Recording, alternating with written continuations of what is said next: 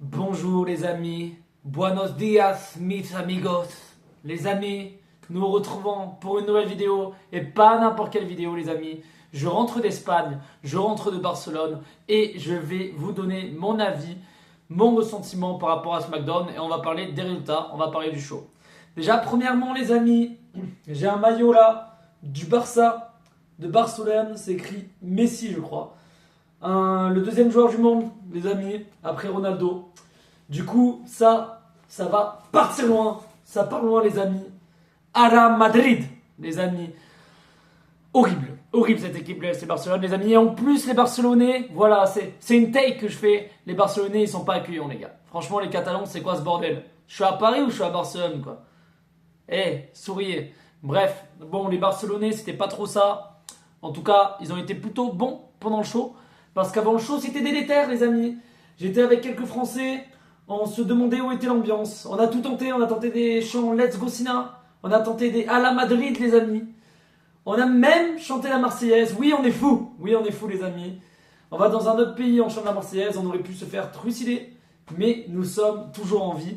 Et ça fait plaisir. C'est pour ça que je suis là pour cette vidéo. Donc, on va commencer par le commencement, les gars. Nous, on a eu un dark match entre Motor City Machine Gun, je sais plus comment il s'appelle. Au bout d'un moment, ça c'est un code wifi, les gars. Il est trop long, leur nom. Et ils étaient contre Humberto Carrillo et Angel Garza. Alors, Humberto et Angel, franchement, les gars, je crois que c'est des hispaniques. Ça doit être des Mexicains ou je sais pas quoi. Aucune connexion avec la foule. Gros flop. Les gens préféraient l'autre équipe.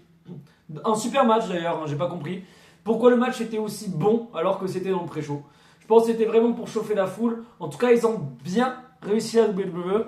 Parce que c'est à ce moment-là, on s'est dit, la foule peut-être elle va se réveiller. Peut-être ça va être très très bien, les amis. Donc, il y avait quelques catcheurs qui étaient annoncés. Charlotte, Cody Rhodes, Tiffany Stratton, LA Knight. Voilà, tout ça.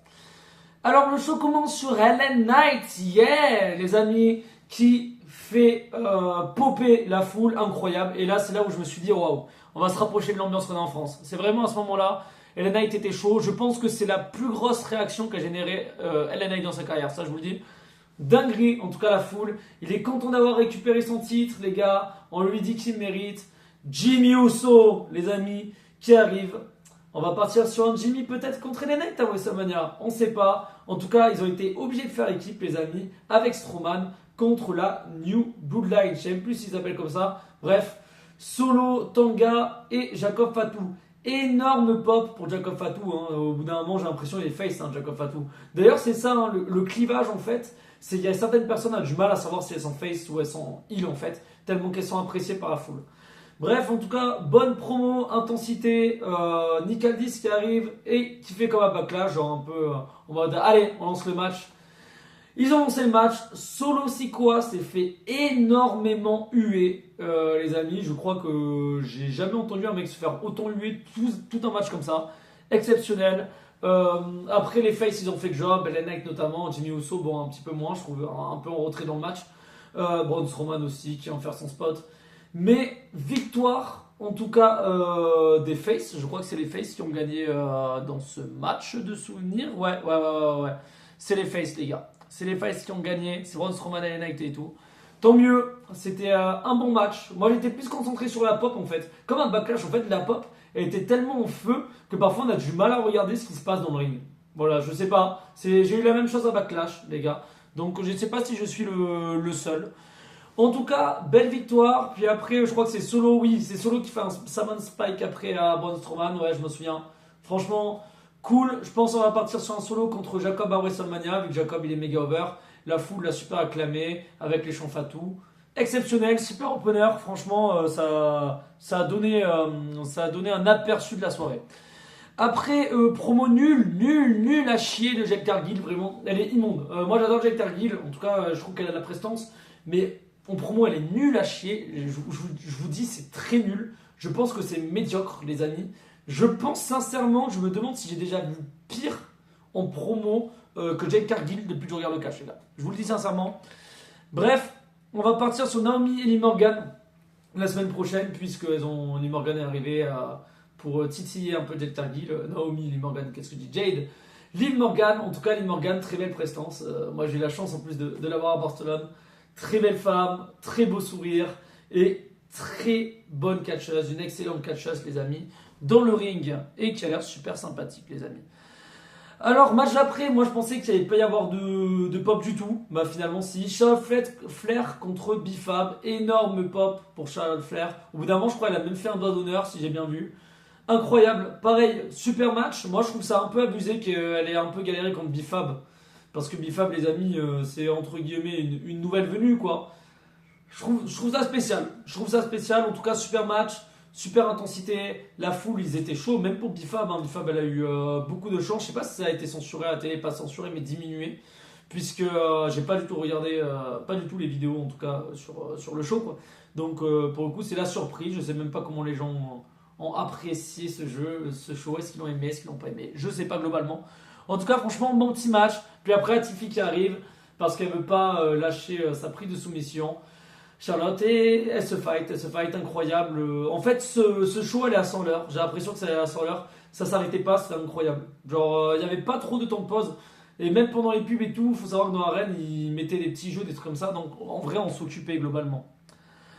Après, les amis, on a eu une vidéo. Drew McIntyre, il traite Damien Priest, etc. Bon, c'était cool.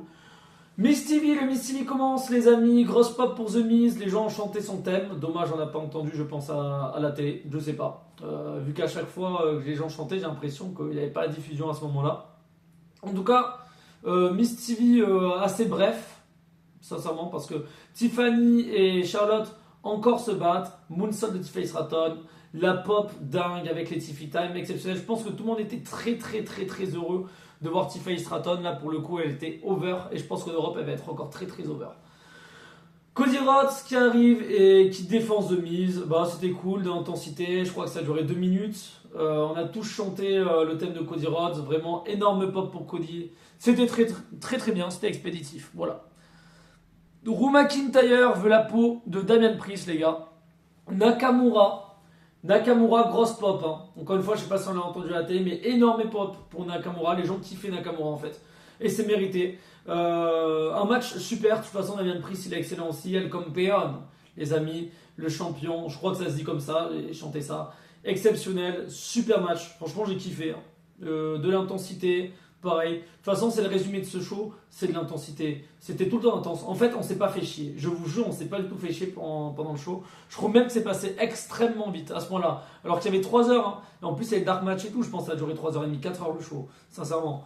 Mais bref, en tout cas, très bon match encore de qualité. J'espère qu'il fera un gros truc avec Nakamura par la suite parce qu'il est excellent. Et pareil pour Damien Priest. Drew McIntyre qui vient et qui attaque Damien Priest, puisque Damien Priest gagne malgré l'intervention de McIntyre. Exceptionnel la pop de McIntyre, il est super aimé en Espagne, hein. Voilà, il est popé de ouf. Et tant mieux, il mérite. Et ça se voyait que ça lui a fait plaisir, parce que moi j'étais à l'hôtel, et pareil, il avait pris une petite vidéo et tout, ça lui faisait assez plaisir. Alors, des promos avec Chelsea Green, DIY, pas intéressant du tout. Randy Orton qui arrive, d'ailleurs je crois qu'il y avait Lamine Yamal, le joueur de foot les amis, qui était là, énorme pop pour Yamal, ça m'a fait rire, ça m'a fait plaisir de le voir quand même dans une arène. Orton qui bat Carmelo Hayes assez rapidement, un très bon match, voilà, c'est ce qu'on attendait. Randy Orton en fait c'est un énorme catcheur, il faut savoir qu'à Barcelone, nous on a Jeff Hardy en France, qui a marqué la génération 2010 etc, eux c'est Randy Orton, vraiment genre c'est au même niveau que Jeff Hardy l'est en France. Donc les gens ont kiffé, ils ont chanté RKO, Randy Orton. Entrée de fou furieux, le son il était énorme. Je sais pas, encore une fois, c'était plus énorme qu'à SmackDown en France, mais c'était excellent. Ils étaient heureux, voilà, ils étaient heureux. Kevin Owens qui vient sauver Carmelo Hayes du punt kick. On s'y attendait, hein, le punt kick, de toute façon, la première fois qu'il le refera, ce sera contre Owens, les amis. Donc, match sympathique encore une fois.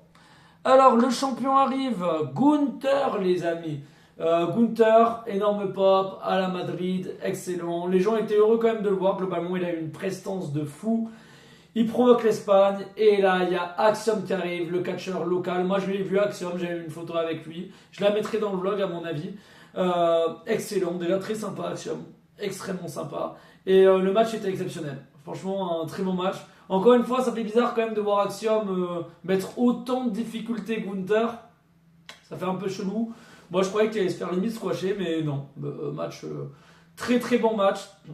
Fan service. Je pense que c'est un match purement fan service. Faut pas s'attendre à un gros run pour Axiom tout de suite après. Il va rester à NXT pour moi. Voilà. De toute façon, c'est un show extrêmement fan service, hein, ce show-là, ce SmackDown. Mais je pense que c'est fait exprès parce que les gens, ils ont payé quand même pas mal d'argent. Faut savoir que je crois que le SMIC il est beaucoup plus bas en Espagne qu'en France. Donc les gens, ils ont tout donné, quoi. Ils étaient très très très heureux. Bon match, bonne promo. Alors après, Paul Heyman qui arrive. Paul Heyman qui arrive pour nous dire qu'il a choqué et qu'il n'y aura pas Roman Reigns. Inutile. Je crois que c'est le segment le plus inutile que j'ai eu de ma vie. C'est nul, nul, nul, nul, nul, nul, nul. À chier. C'était de la merde. Je pense qu'on nous a pris pour des cons. Pourquoi faire un segment où je dis Roman Reigns n'est pas là? Je vois pas.